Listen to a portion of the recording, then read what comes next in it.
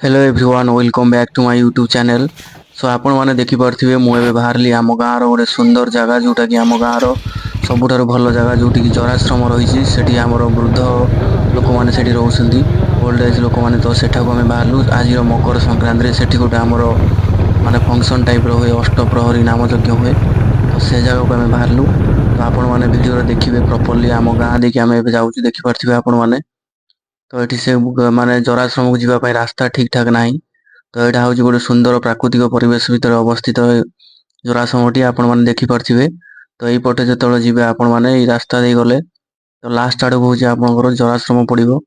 तो ये देखिपे रोड नाम बाटर बहुत समय पर्यंत ये रही देखिपे कार आमर जाऊँगी ऑटो हरिया भी जाऊँगी किंतु दुखर कथा रास्ता ठीक ठाक ना। तो से जगार पहुँचापी आमको बहुत समय लगी। तो आपण मैंने था वीडियो मुझे देखी तो ये देखिपे तो मंदिर भितर को आम प्रवेश करने जाऊँ। तो